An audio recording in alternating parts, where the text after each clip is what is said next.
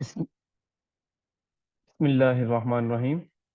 आज की क्लास के अंदर हम बात करेंगे 13.2 प्रोग्राम से हम स्टार्ट करते हैं कि किस तरह से हम पाकिस्तान को 10 टाइम प्रिंट करवा सकते हैं by using function. Write a program that display Pakistan 10 times using function. तो इसमें अगर देखें तो सेम उसी तरह पहले प्री प्रोसेसर डायरेक्टिव आएंगी और उसके बाद प्री प्रोसेसर डायरेक्टिव के बाद और मेन फंक्शन से पहले हम क्या करेंगे, एक शो का फंक्शन डिफाइन करेंगे जिसकी रिटर्न टाइप है वाइड, यानी कि ये कोई भी चीज रिटर्न नहीं करेगा। शो हमारे पास फंक्शन का नेम है, आगे हमने पेरेंथेसिस लगाई हैं और अंदर कोई भी पैरामीटर पास नहीं किया और उस फंक्शन के अंदर हम क्या कर रहे हैं, पाकिस्तान को प्रिंट करवा रहे हैं। अब नीचे वाइड मेन का फंक्शन है जिसके अंदर हमने एक वेरिएबल लिया आई, इंटीजर टाइप का, और 10 टाइम हम लूप चलाएंगे और लूप जब भी चलेगा उसके लूप चलने के बाद हमारे पास हर दफा शो का फंक्शन कॉल होगा। यानी कि आई की वैल्यू 1 है, 1 is less than 10, condition true है, लूप के अंदर एंटर होंगे, शो का फंक्शन कॉल होगा तो हमारा कंट्रोल यहां से मूव करके चला जाएगा शो के पास और शो के फंक्शन को तलाश करके उसकी बॉडी में एंटर होगा, पाकिस्तान प्रिंट करवाएगा और बैक स्लैश एन से नई लाइन पे आ जाएगा। अब ये काम करने के बाद दोबारा से वो वहीं पे ये सारी की सारी लाइंस एग्जीक्यूट करके दोबारा वो वहां उसी जगह पे चला जाएगा जहां से उसको कॉल किया गया था, यानी कि दोबारा यहाँ पे ही आएगा। यहाँ पे आके आगे कुछ भी नहीं है तो आई प्लस प्लस होगा, आई की वैल्यू 2 हो जाएगी, 2 is less than 10, condition true है, दोबारा से शो का फंक्शन कॉल होगा तो हमारा कंट्रोल शो के पास चला जाएगा, वहां से इसको प्रिंट करवाएगा, फिर वापस आएगा और इस तरह से हमारा ये फंक्शन 10 टाइम कॉल होगा और 10 टाइम कॉल होने से पाकिस्तान जो है वो प्रिंट होता जाएगा। अगर तो आपको ये क्लियर है तो ओके का मैसेज टाइप करें और एक्नॉलेज कर दें, शाबाश, जल्दी करें।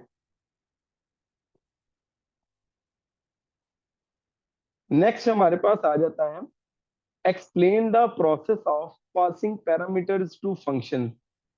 यानी कि एक ऐसा प्रोसेस जिसके अंदर हम किसी फंक्शन को पैरामीटर्स की वैल्यू पास करते हैं।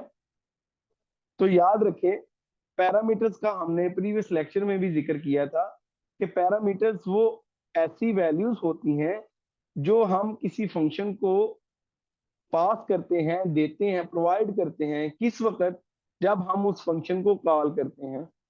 तो फिर पैरामीटर्स की अगर डेफिनेशन देखी जाए, parameters are the values that are provided to a function किस वक्त, when the function is called, जब फंक्शन को कॉल किया जाता है। Parameters are given in parenthesis, parenthesis छोटी ब्रैकेट्स को कहते हैं। If there are many parameters, अगर एक से ज्यादा पैरामीटर्स हो, they are separated by comma, तो उनको कॉमर्स के साथ सेपरेट करते हैं। ये एमसीक्यूज है इंपॉर्टेंट, प्रीवियस भी हम इसको पढ़ चुके हैं। If there is no parameter, अगर जैसे ये शो के फंक्शन में कोई पैरामीटर, इसको हमने कॉल किया लेकिन इसके अंदर कोई पैरामीटर नहीं है तो एम्प्टी पैरेंथेसिस आर यूज। तो देखें एम्प्टी पैरेंथेसिस हमने, यानी कि पैरेंथेसिस के अंदर कोई चीज हमने एंटर नहीं की तो उनको इस्तेमाल किया जाता है। यानी कि पहले भी बता चुका हूं पैरामीटर्स हमारे पास ऑप्शन होते हैं। The sequence and types of parameters in function call must be similar to the sequence and types of parameter in function declaration।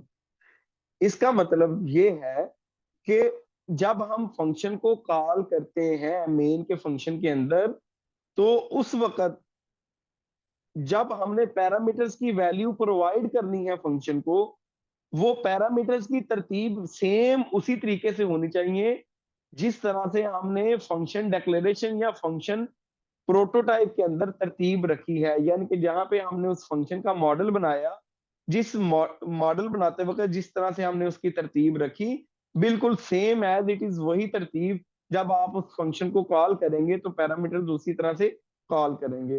क्योंकि ये जरूरी नहीं है कि पैरामीटर्स की जो तादाद है वो एक हो या पैरामीटर की सिर्फ एक टाइप के हो। ऐसा भी पॉसिबल है कि हो सकता है 3 पैरामीटर है, तो 3 पैरामीटर में से एक पैरामीटर इंटीजर टाइप का है, दूसरा कैरेक्टर टाइप का है, तीसरा फ्लोट है।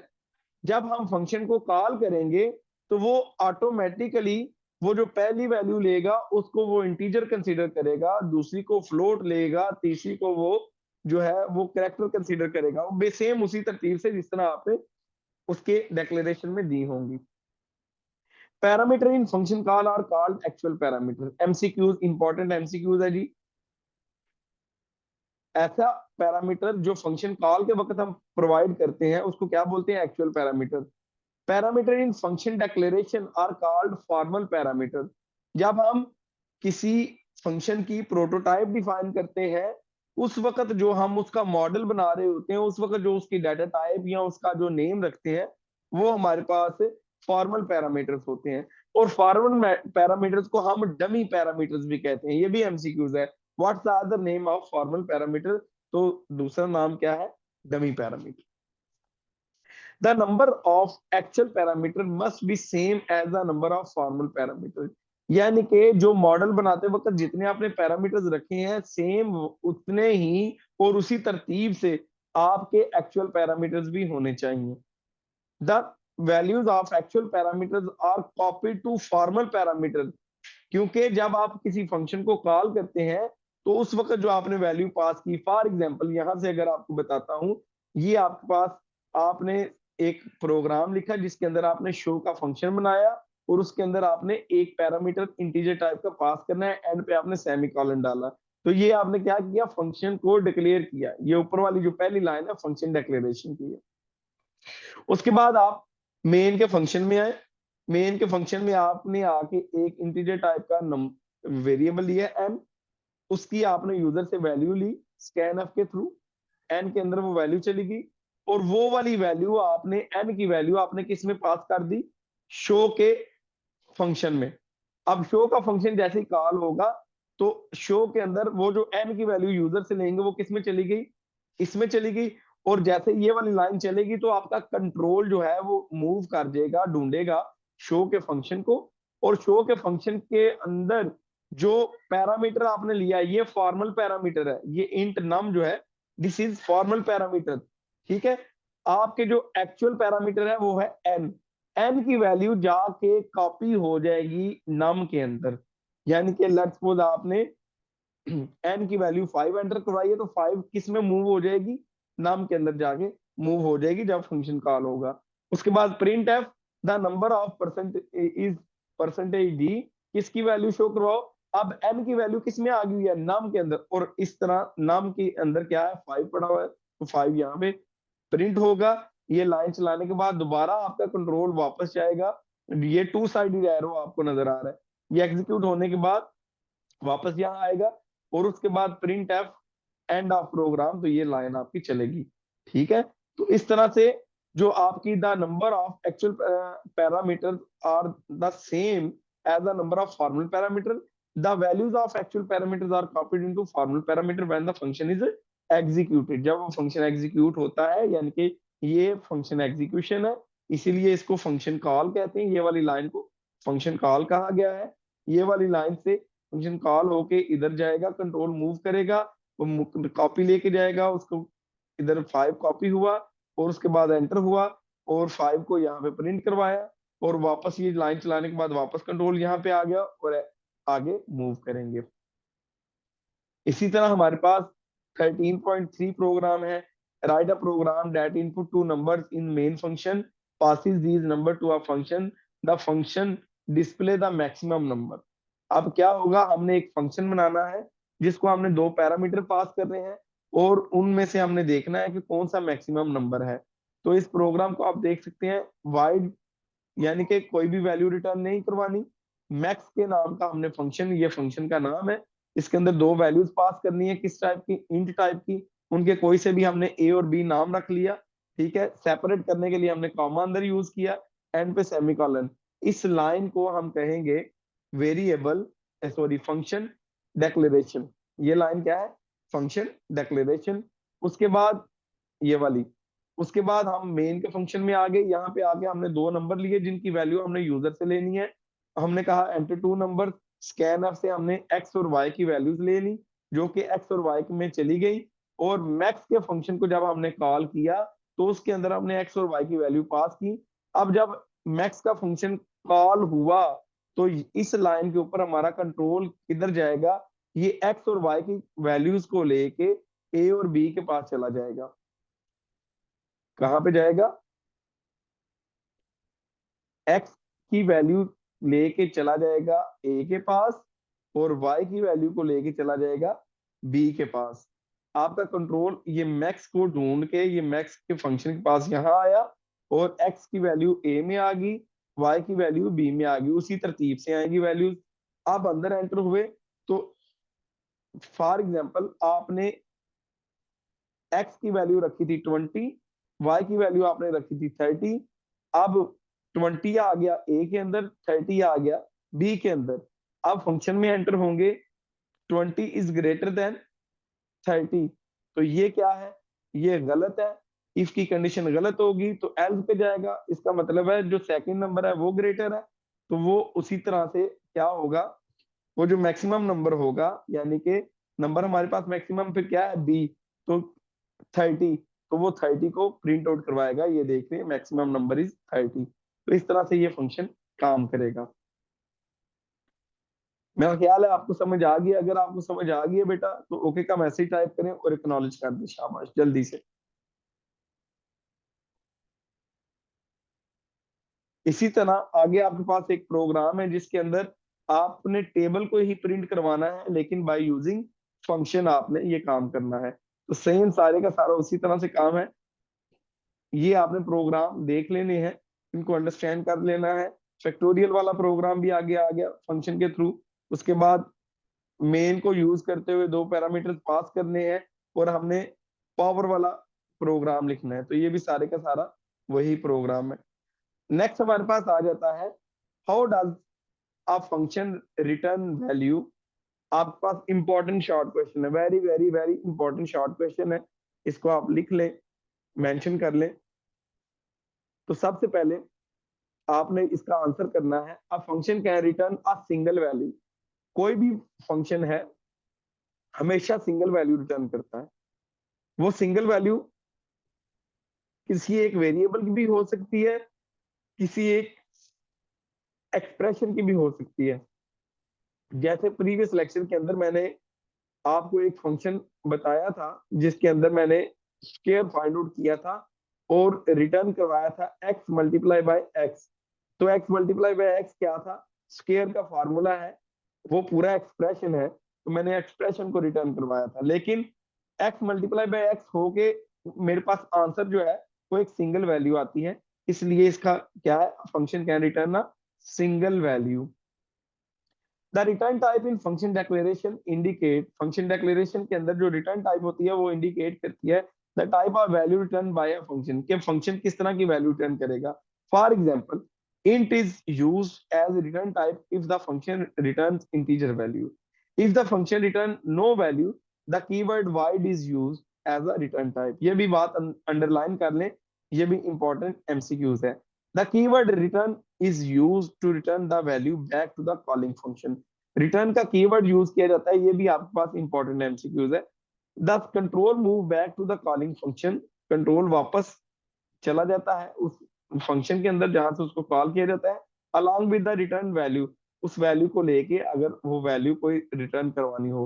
When the return statement is executed, जब स्टेटमेंट चलती है। इसका सेंटेक्स क्या है, रिटर्न लिख के आगे मैंने लिखा था एक्स मल्टीप्लाई बाय एक्स।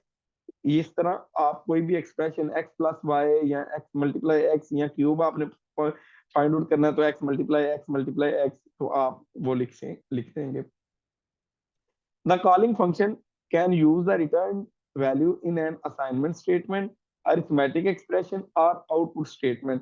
यानी कि फंक्शन के अंदर तीन तरह से हम वैल्यू रिटर्न करवा सकते हैं, असाइनमेंट स्टेटमेंट के थ्रू, ठीक है, दूसरा हमारे पास अरिथमेटिक एक्सप्रेशन के थ्रू, तीसरा है आउटपुट स्टेटमेंट के थ्रू। तो सबसे पहले हम देखते हैं असाइनमेंट स्टेटमेंट के थ्रू कैसे हम वैल्यू रिटर्न करवा सकते हैं। The calling function can store the return value in a variable and then use this variable in a program, यानी कि असाइनमेंट स्टेटमेंट। देखिए जरा इसको कैसे, इसका सिंटैक्स है एग्जाम्पल के साथ। एक फंक्शन है हमने क्यूब का बनाया, उसकी रिटर्न टाइप है इंट, उसमें एक पैरामीटर पास किया, वो भी किस तरह का होगा, इंटीजर टाइप का। ये हमने फंक्शन डिक्लेरेशन की। मेन के फंक्शन के अंदर हमने एक वेरिएबल लिया एन और एक लिया सी। प्रिंट एफ में हमने यूजर से नंबर लेना है जिसका हमने क्यूब फाइंड आउट करना है। Print F enter number, scan F में एन की वैल्यू ले ली जो एन में चली गई, और हमने फार्मूला लिखा C is equal to cube into N. Sorry, formula नहीं है ये, हमारे पास है फंक्शन कॉल हमने किया। अब सी इज इक्वल टू क्यूब, जब क्यूब क्या है, फंक्शन का नाम है, जब इस पे आएगा तो वो एन की वैल्यू जो होगी वो लेके किधर चला जाएगा, क्यूब के फंक्शन में चला जाएगा, और एन की वैल्यू को कॉपी कर देगा नम के अंदर जाके। जब फंक्शन में एंटर होगा तो रिटर्न क्या के बता रहा है कि इसको इसने लेके जाना है रिटर्न किसको, इस एक्सप्रेशन को जो सिंगल वैल्यू नम मल्टीप्लाई। फॉर एग्जाम्पल आपने एन की वैल्यू 3 एंटर की है, थ्री की वैल्यू किस में चली गई है, नाम के अंदर, और 3 × 3 × 3 27 कैलकुलेट हुआ, और रिटर्न क्या करेगा, रिटर्न 27 को लेके यहाँ पे आ जाएगा, और यहाँ पे 27 जो आया है वो किसको मिल जाएगा, सी को मिल जाएगा। और इस तरह से प्रिंट एफ ने क्या किया, cube is percentage D C की वैल्यू, तो इस जगह 27 जो है प्रिंट आउट हो जाएगा। ये जो मेथड है इसको बोलते हैं असाइनमेंट स्टेटमेंट, क्योंकि इसके अंदर हम किसी वेरिएबल को असाइन कर रहे हैं। जो रिटर्न वैल्यू आई है, जो वैल्यू रिटर्न आई है वो हमने किसको असाइन की, किसी वेरिएबल को। अगर तो ये समझ आ गया तो ओके का मैसेज टाइप करें और एक्नॉलेज करें। दूसरी टाइप हमारे पास आ जाते हैं, दूसरा method arithmetic expression. Arithmetic expression के अंदर हम क्या करते हैं, सेम वही फंक्शन हमने लिखा, उसके अंदर हमने नंबर लिया, नंबर लिख के हमने लिख दिया इधर ही, हमने कहा C is equal to 5 multiply by cube into N. अब एन की वैल्यू क्यूब में चली गई, यहाँ से क्यूब जाके कैलकुलेट होगा और वैल्यू 27 की लेके यहाँ पे आया, यहाँ पे आके 27 को हमने 5 के साथ मल्टीप्लाई किया, मल्टीप्लाई करके हमने वो वाली तमाम की तमाम वैल्यू जो है पूरे एक्सप्रेशन की, क्योंकि ये क्या है, अरिथमेटिक एक्सप्रेशन, मल्टीप्लीकेशन इस्तेमाल हो रही है यहाँ पे, तो ये वाला जो सारा आंसर होगा वो सी में रखेंगे और सी को हम प्रिंट आउट करवा लेंगे। तीसरा लास्ट मेथड हमारे पास आता है आउटपुट स्टेटमेंट, यानी कि डायरेक्ट हम उसको इस्तेमाल करते हैं।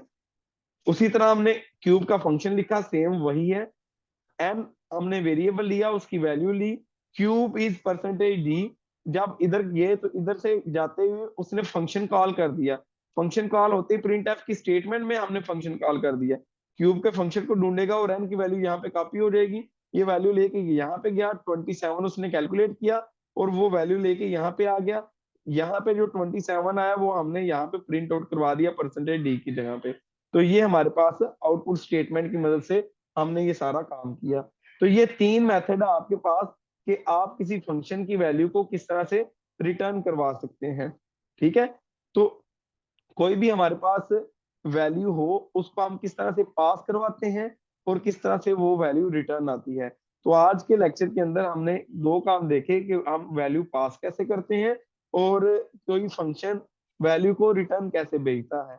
तो ये बहुत इंपॉर्टेंट आज का भी टॉपिक है, इसको भी आपने अंडरस्टैंड करना है। इसके नीचे 13.7 प्रोग्राम है, इसको देखें, इसको रीड आउट करें, इसको अंडरस्टैंड करें, कॉपी लें, साथ बॉल पेन लें और इसको सॉल्व करें खुद से, देखें किस तरह से 2 नंबर में से जो है मैक्सिमम नंबर तलाश किया जा रहा है, ठीक है, बाय यूजिंग फंक्शन, और किस तरह उनकी वैल्यूज जो है वो पैरामीटर्स के थ्रू पास हो रही हैं और असाइनमेंट स्टेटमेंट के थ्रू उसको यूज किया जा रहा है। तो ये हमारा आज का लेक्चर 13.7 प्रोग्राम, और इसी तरह हमारे पास 13.8 प्रोग्राम, ठीक है, ये आपने करना है अभी बैठ के, इसको अंडरस्टैंड करें। ठीक है, अगर कोई मसला आता है, समझ नहीं आता, तो वो मेरे साथ डिस्कस करें। अभी बैठ के दोनों प्रोग्राम्स की प्रैक्टिस करें और दोनों को देखें कि ये किस तरह से एग्जीक्यूट हो रहे हैं। जल्दी से बेटा, अगर कोई आपका क्वेश्चन है तो वो आप पूछ सकते हैं।